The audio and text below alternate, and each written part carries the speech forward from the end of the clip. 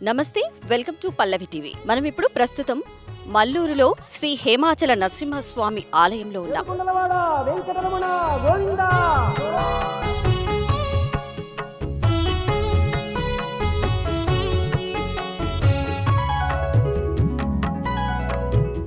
ప్రస్తుతం మనం ఇప్పుడు గర్భాలయానికి వెళ్ళే దారిలో ఉన్నాము. పదండి, వాటి యొక్క విశేషాలు ఏంటో తెలుసుకుందాం.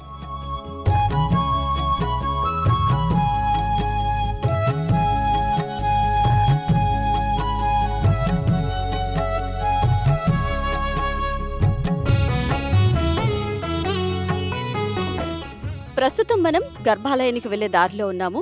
వీరికి గర్భాలయానికి క్షేత్రపాలకులుగా ఆంజనేయ స్వామి గరుడ్మంతుడు మనకు కనిపిస్తున్నారు. పదండి, లోపలికి వెళ్ళి ఆ స్వామివారిని దర్శించుకుందాం.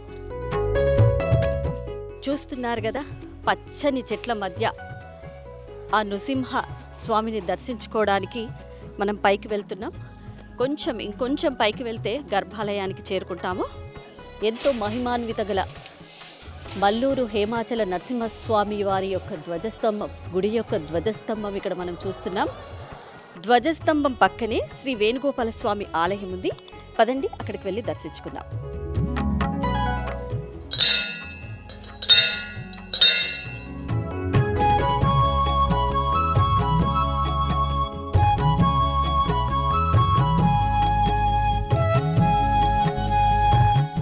ధ్వజస్తంభంకి ఎడమవైపుగా, కుడివైపుగా వేణుగోపాల స్వామి ఆలయం, అలాగే ఎడమవైపుగా శ్రీ సత్యనారాయణ స్వామి దేవాలయం ఉంది. అలాగే ఇక్కడ నుండి మనం గర్భాలయంలోకి ఎంటర్ అవ్వడం జరుగుతుంది. పదండి, మనం గర్భాలయానికి వెళ్దాం. అలాగే చాలా మెట్లున్నాయి పైకి. చాలా నిదానంగా ఈ మెట్ల మార్గం ద్వారా స్వామివారిని దర్శనం చేసుకుందాం. పదండి.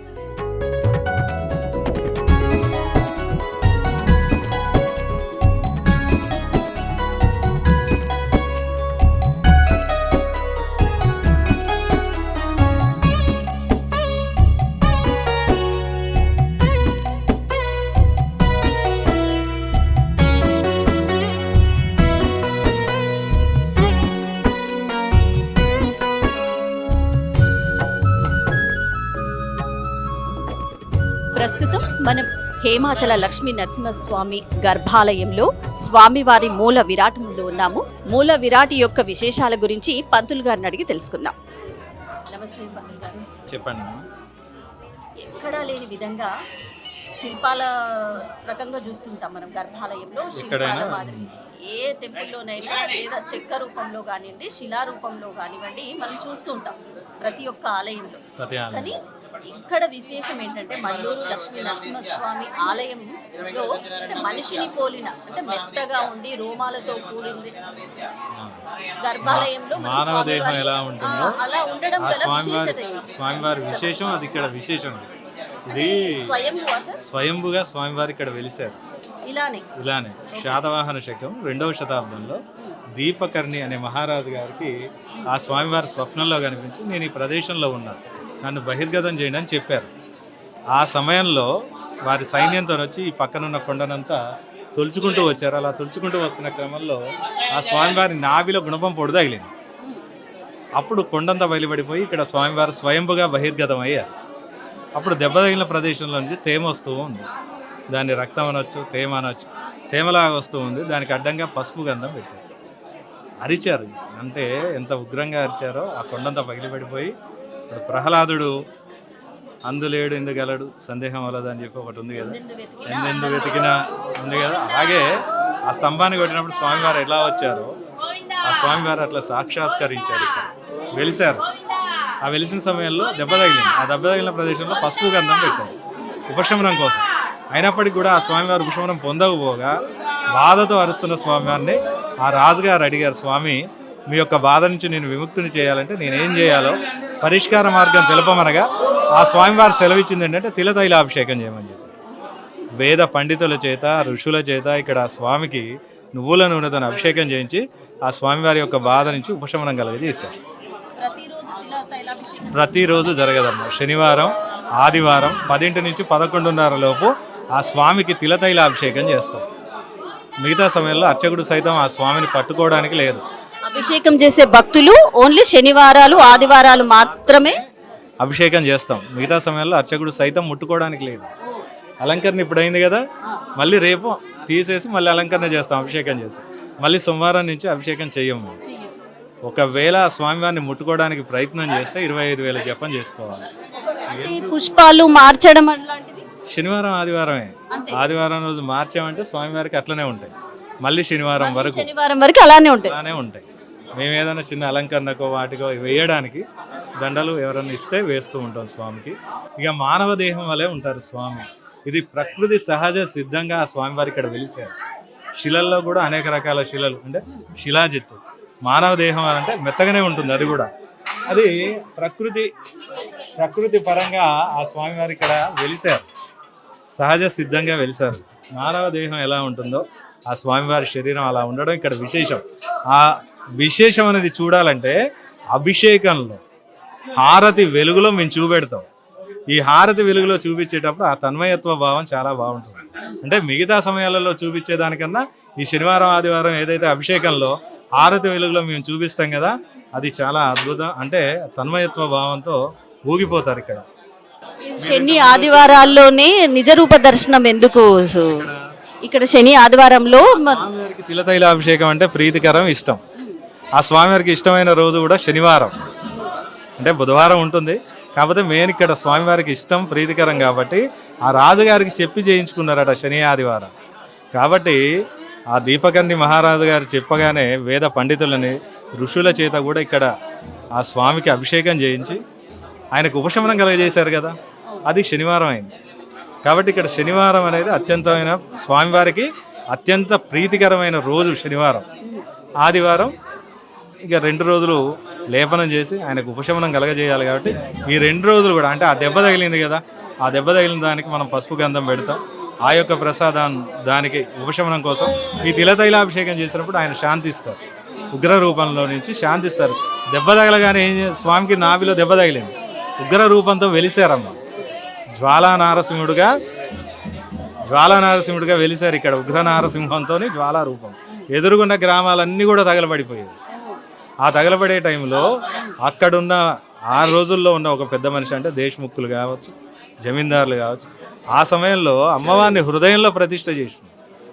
ఎప్పుడైతే అమ్మవారిని హృదయంలో ప్రతిష్ఠ చేశారో అప్పుడు లక్ష్మీనారసింహుడు అయ్యారు ఇక్కడ. లేకపోతే ఎదురుగున్న గ్రామాలన్నీ తగలబడిపోయాయి. ఎప్పుడైతే శాంత స్వభావం ఎప్పుడొచ్చింది, అమ్మవారిని హృదయంలో ప్రతిష్ఠ చేయడం వల్ల ఈ యొక్క శాంత స్వభావం వచ్చి లక్ష్మీనారసింహుడు అయ్యారు.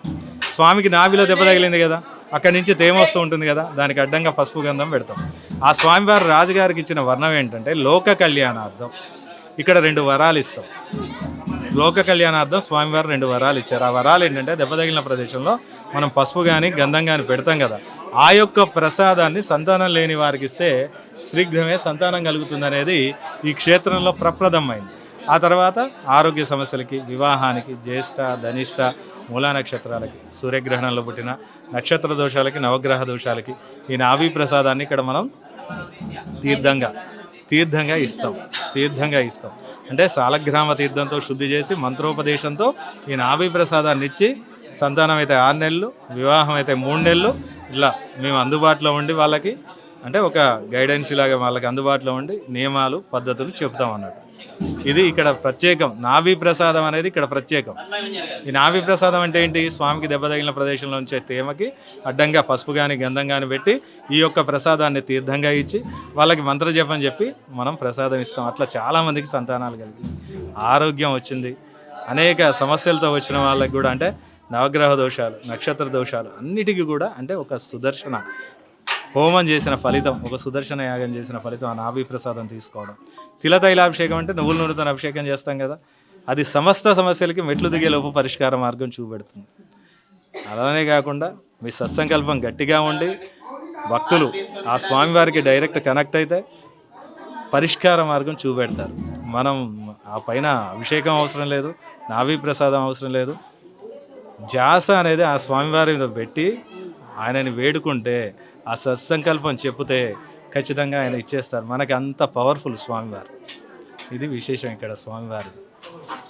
ధన్యవాదాలండి. మా యొక్క సమస్యలు, మా యొక్క ఏవైతే ఉన్నాయో, డౌట్స్ అన్నీ ఉన్నాయో మీరు చాలా బాగా నివృత్తి చేశారు. Thank you very much.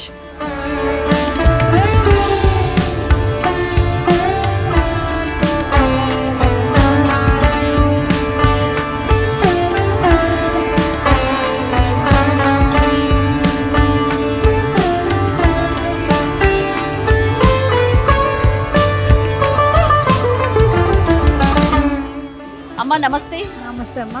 ఎక్కడి నుంచి వచ్చారమ్మా? హైదరాబాద్ నుంచి వచ్చాం. హైదరాబాద్ నుంచి వచ్చారు. ఈ గుడి ఎట్లా తెలుసమ్మా మీకు? ఇలాగే మీలాగా టీవీలో చూసి తెలుసుకొని వచ్చాం. ఇది 40,000 సంవత్సరాలు అయ్యింది. స్వయంభూ నరసింహస్వామి గుడి. ఇది చాలా ప్రతిష్టం. ఇక్కడ పిల్లలు లేని వాళ్ళకి ఒక రసం లాంటిది ఇస్తారు, అది తాగితే పిల్లలు పుడతారు. ఇంకా ఏవైనా రుగ్మతలు ఉన్న వాళ్ళకి కూడా తగ్గుతుంది, జబ్బులు కూడా తగ్గుతాయి అది తాగితే.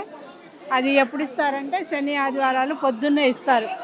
ఎర్లీ మార్నింగ్ పొద్దున్నే ఇస్తారు, 6 గంటలకి 7ంటికి అట్లా ఇస్తారు. ఆ తర్వాత అభిషేకం చేస్తారంట, తర్వాత అలంకారం చేసి ఆ తర్వాత అర్చన చేస్తారంట అని తెలిసినంత మట్టుకు. మొదటిసారి మీరు రావడం?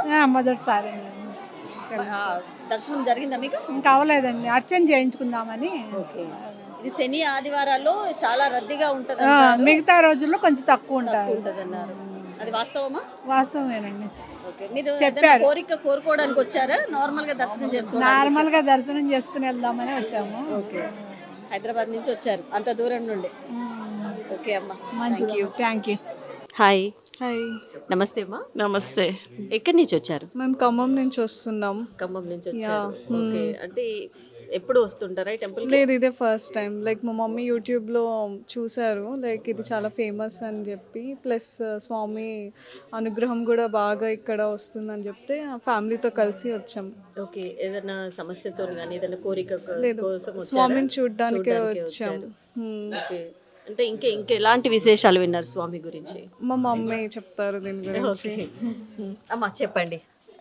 లక్ష్మీ నరసింహస్వామి అంటే ఇంకా మనము ఏది అనుకుంటే అది కోరికలు నెరవేరుతాయని నాకు అభిప్రాయం. మా ఖమ్మంలో కూడా లక్ష్మీ నరసింహస్వామి సంభాద్రి దసరా ఉత్సవాల్లో బాగా చేస్తారు. మేము అక్కడికి వెళ్తాం ఎప్పుడు. అక్కడ ఏది అనుకుంటే మాకు అది జరిగిపోద్ది. ఆ నమ్మకంతోనే యూట్యూబ్లో ఇక్కడ చూస్తాం. మేము మెయిన్గా ఎందుకు వచ్చామంటే ఇక్కడ నరసింహస్వామి టచ్ చేస్తే మనకి అట్లా కనిపిస్తుంది అని వచ్చాము. అయితే మాకు ఈరోజు లక్ష్మీ నరసింహస్వామి ఉన్నారని ఇక్కడే నిరూపించారు, ఇప్పుడే ఈ క్షణమే. ఎలా అంటే మేము దర్శనం మాకు అందదేమో అనుకున్నాం, వచ్చాము, అందింది. అందరూ మేము వెళ్ళిపోతుంటే మమ్మల్ని మళ్ళీ తిరిగి పిలిచారు అయ్యగారు. పిలిచి మాకు చూపించారు. మాకు పసుపు కుంకుమ పువ్వులు అన్నీ ఎవరికి దక్కలేదు ఆ భాగ్యం, అలా అన్నమాట. ఇక ధనుర్మాసం నారాయణ దేవాలయాలు అంతే కదా. మేము 7 వారాలు 8 వెంకటేశ్వర స్వామి కూడా చేసాము, వడ్డీతో కూడా చేసాము, నేను మా బాబు అందరం. ఇక తర్వాత అమ్మవారు లక్ష్మీ వారాలు కూడా చేసాం. అందరూ ఒకటేగా, వెంకటేశ్వరుడైనా నరసింహస్వామి అయినా అందరూ ఒకటే రప్పించుకున్నారని మన అభిప్రాయం. ప్రస్తుతం మనం అక్కదార చెల్లెదార దారిలో ఉన్నాము. పదండి అసలు అక్కదార చెల్లెదార అంటే ఏందో తెలుసుకుందాం. చూస్తున్నారు కదా, పచ్చని చెట్ల మధ్య నుండి ఈ వాటర్ ఫాల్స్ కానివ్వండి, ఎన్నో వనమూలికలతో కూడుకున్న పచ్చని ప్రకృతి మధ్య మనం ఉన్నాం. ఇలాంటి ప్రకృతి ఒడిలో సేద తీరాలంటే ఎంతో అదృష్టం చేసి ఉంటే కానీ ఇలాంటి దర్శనం మనం చేసుకోలేము.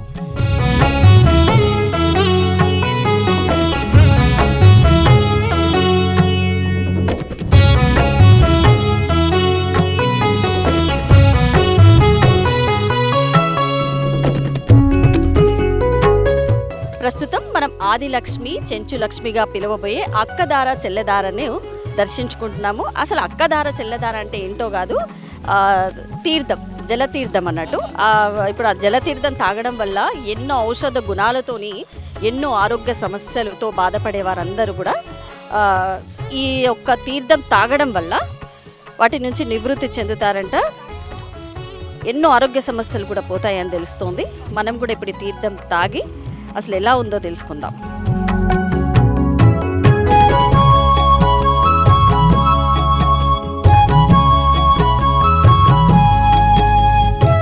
అయితే 365 రోజులు ఈ జలధార ఇలా వస్తూనే ఉంటుందంట. ఇది నిరంతర ప్రవాహము. అలాగే ఎక్కడి నుంచి వస్తుందో తెలీదు, ఏ కొండల మధ్యలో గుట్టల మధ్య నుంచి వస్తుందో కూడా అసలు మనకు తెలియని అంతు చిక్కని రహస్యం ఇది.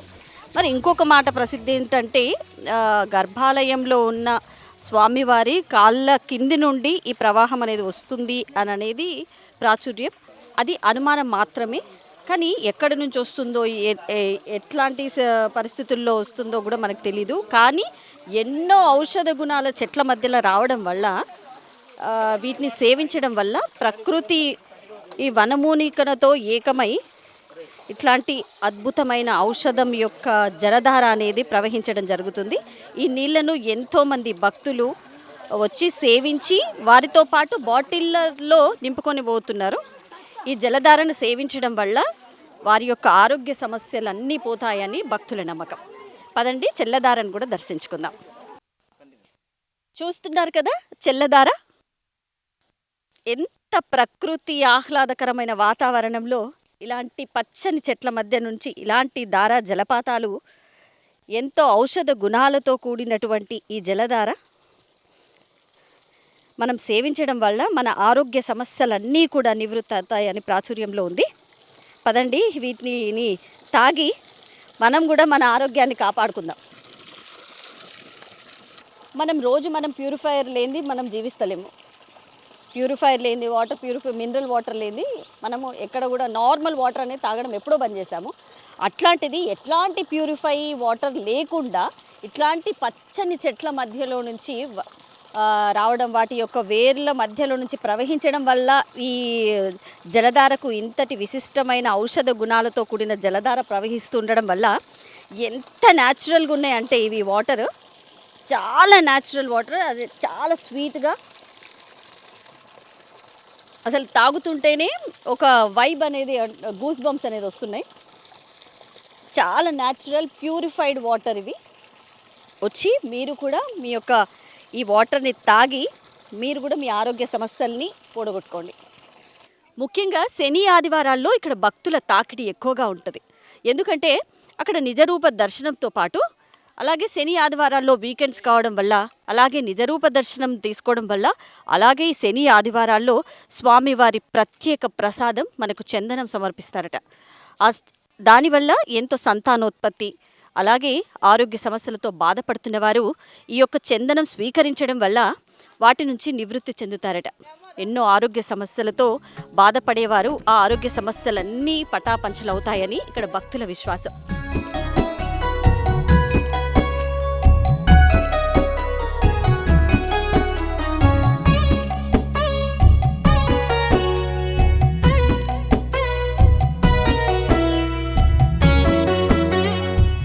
సార్ నమస్తే.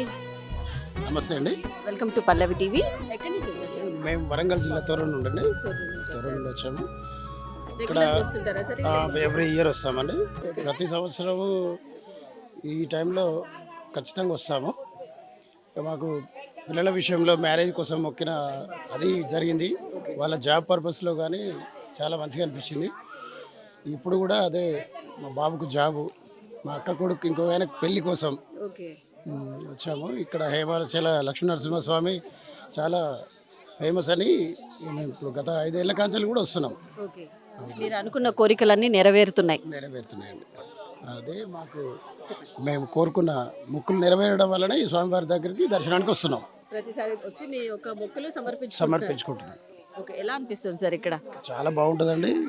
ఈ గుడి వాతావరణం కానీ ఇక్కడ ఉన్నటువంటి ప్రతిదీ కూడా చాలా పవిత్రమైన ప్లేస్, మంచి అనుభూతి. ముఖ్యంగా సంతానం లేని వారికి బాగా సంతాన ఉత్పత్తి కలిగించడానికి ఈ యొక్క టెంపుల్ బాగా ఫేమస్ అంటారు. అది ఎంతవరకు వాస్తవం సార్? అంటే ఇప్పుడు మేము ఈ గత 5 సంవత్సరాలుగా వస్తున్నా కూడా ప్రతి వారి మొక్కులు జరుగుతున్నాయనే నమ్మకంతోనే వస్తున్నారు. మేము కూడా మా పాప విషయంలో కానీ మాకు కూడా నిజమే అయింది. పెళ్ళి జరిగింది, జాబ్ వచ్చింది. మా బాబు కూడా జాబ్ కోసమని, వారి సంతానం కోసం, మా అల్లుని తమ్ముడికి పెళ్లి కోసం, అవి మేము కూడా అదే విషయం మీద వచ్చాము. నమ్మకం ఇక్కడ ఉన్న వాళ్ళు భక్తులు కూడా చాలా నమ్మకంగా చెప్తున్నారు. మాకు కూడా నిజం జరిగింది కాబట్టి మేము కూడా అదే దారిలో ఉన్నాం. Thank you sir. మీకు ఎలా తెలిసింది సార్ ఈ యొక్క ఆలయం యొక్క విశిష్టత? ఆడిట్ ఆఫీసర్గా ఇక్కడ ఎండోమెంట్ ఇన్స్పెక్షన్కి వచ్చినప్పుడు ఈ టెంపుల్ని చూశాను. ఆ రోజు ఒక మంచి వైబ్ వచ్చింది ఫస్ట్ సారి చూసినప్పుడు. మళ్ళీ ఫ్యామిలీతో ఖచ్చితంగా బాబుని తీసుకొని రావాలి అన్న ఉద్దేశంతో మళ్ళీ ఇది సెకండ్ టైం విత్ ఫ్యామిలీ వచ్చాము. ఈవెన్ ఆఫ్టర్ ఇది 280 కిలోమీటర్స్ ఉంటుంది హైదరాబాద్ నుంచి. బాబు 2 years పాప 1.5 ఎట్ వి మేడ్ ఇట్, ఎలా అయినా రావాలి అన్న దాంతో ఒక ఎనర్జీ ఉంటుంది దేవుడిది.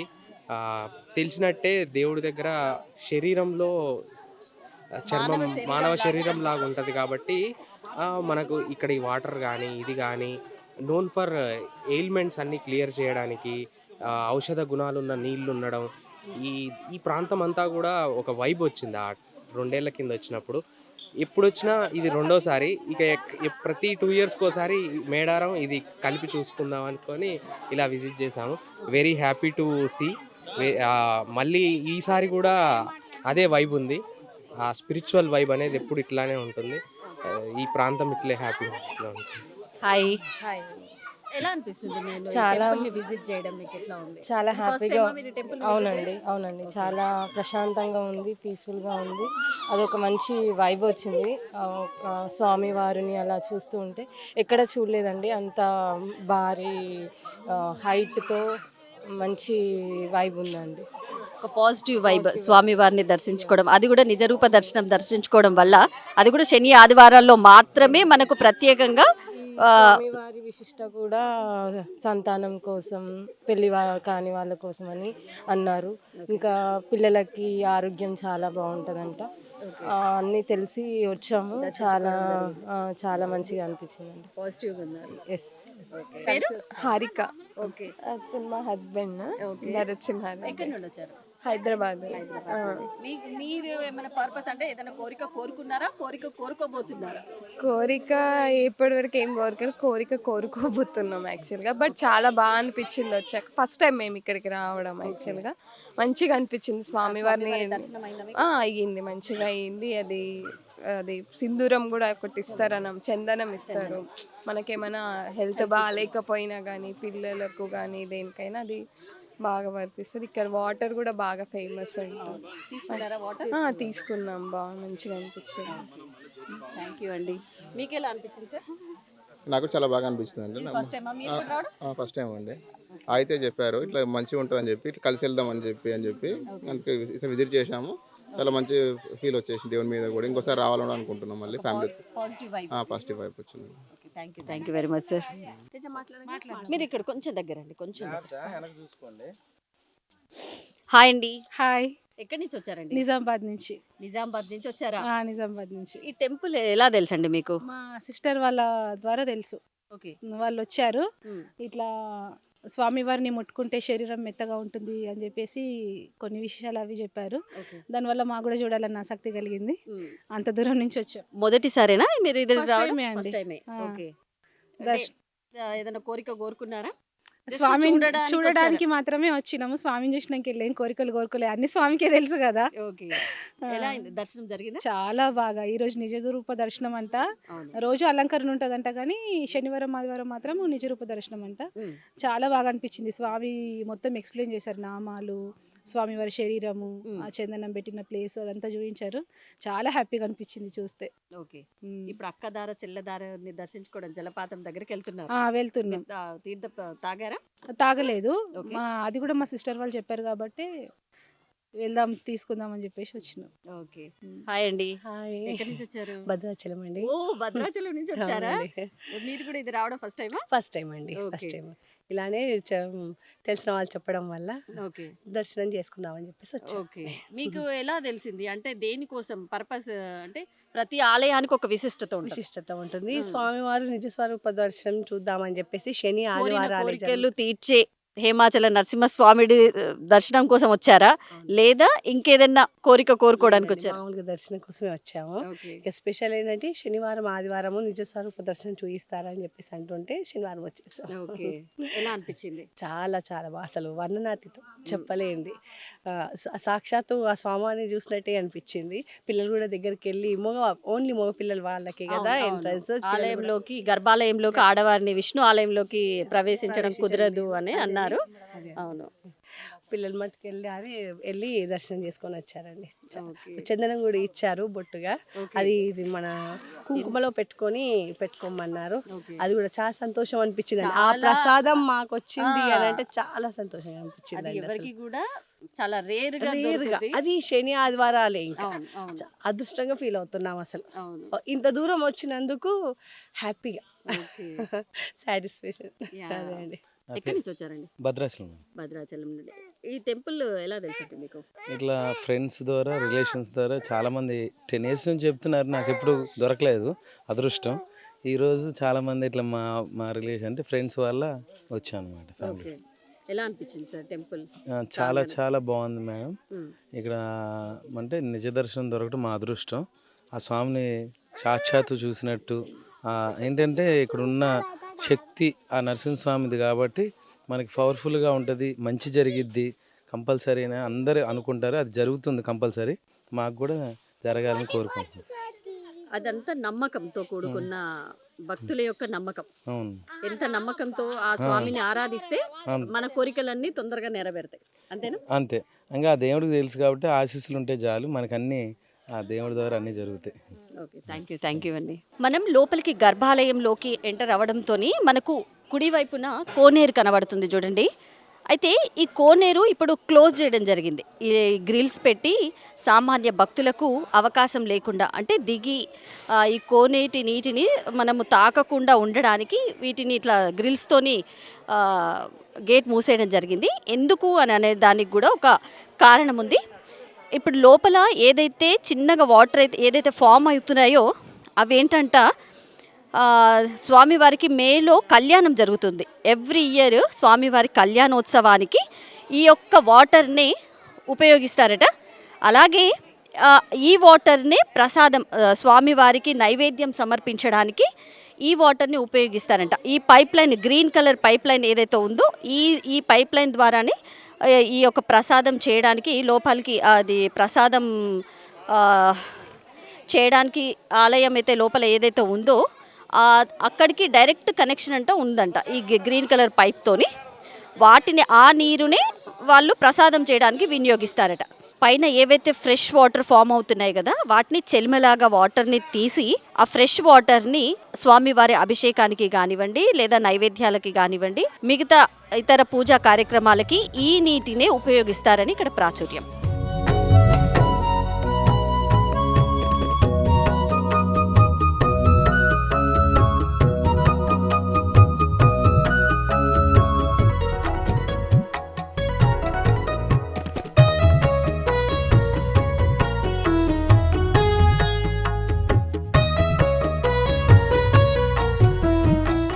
అలాగే గర్భాలయంలోకి ఎంటర్ అయిన తర్వాత ఎదురుగానే మనకు నవగ్రహ మండపం కనిపిస్తుంది చూడండి.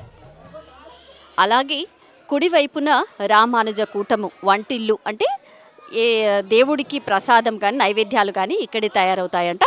అలాగే ఎడమవైపు యాగశాల, ఏవైనా యాగాలు కానివ్వండి, ఏవైనా ప్రత్యేక పూజలు కానివ్వండి ఇక్కడ యాగశాలలో చేయడం జరుగుతుందంట. అలాగే ఈ యాగశాలకు పక్కనే వేణుగోపాల స్వామి ఆలయం, అలాగే సత్యనారాయణ స్వామి ఆలయం, అలాగే ధ్వజస్తంభం ఎదురుగా ఆంజనేయ స్వామి ఆలయం కూడా మనం చూస్తున్నాం. ఇప్పుడు మనం చూస్తుంది స్వామివారి కళ్యాణ మండపం.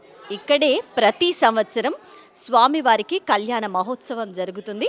పెద్ద అధిక సంఖ్యలో భక్తులు ఇక్కడ పాల్గొని ఈ కళ్యాణాన్ని దిగ్విజయంగా పూర్తి చేస్తారు. అలాగే తండోపతండాలుగా ఎక్కడెక్కడి నుంచో భక్తులు ఇక్కడికి వచ్చి స్వామివారిని దర్శించుకొని ఈ కళ్యాణాన్ని దర్శించడం జరుగుతుంది.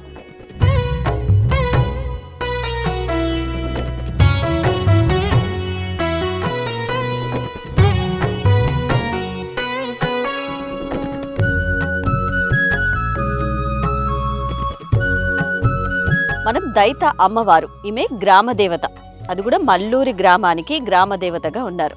మనం మల్లూరి నరసింహస్వామిని దర్శించుకోవాలంటే ముందుగా ఈ అమ్మ అనుమతి తీసుకొని మనం మల్లూరి స్వామిని ఏదైతే ఉందో మల్లూరి నరసింహస్వామి ఆలయానికి మనం వెళ్ళాల్సి వస్తుంది.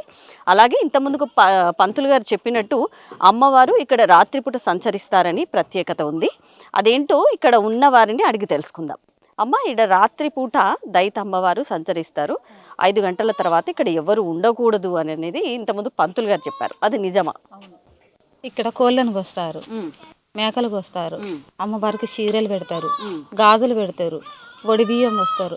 ఇప్పుడు మనం సమ్మక్క సారక్క కాడ ఎట్లా చేస్తారో ఇక్కడ కూడా అట్లనే చేస్తారు అమ్మవారికి. 5 దాటినాక అమ్మవారు ఇదంతా తిరుగుతుంది అమ్మవారు ప్రతిరోజు. ఎందుకంటే ఈ అమ్మవారు పరిపాలించే అమ్మవారు కాబట్టి ఈ అడవి అంతా కాపాడుకుంటా ఇదంతా కాపాడుకుంటూ తిరుగుతుంది అమ్మవారు.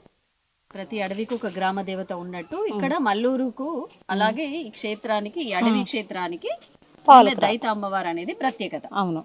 ఇక్కడ 5 దాటితే ఎవరు రారు, రానిది కూడా అమ్మవారు అంతే.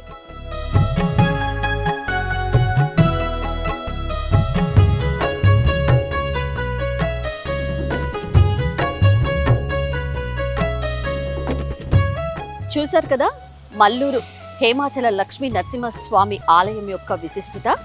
ఎంతో మంది సంతానం లేని వారు, అలాగే ఎన్నో రోజులుగా కళ్యాణం జరగని వాళ్ళు, కుజదోష నివారణకు ఇలా ఎన్నో సమస్యలతో బాధపడుతున్న ఎంతో మంది భక్తులు ఈ ఆలయాన్ని దర్శించుకుంటున్నారు.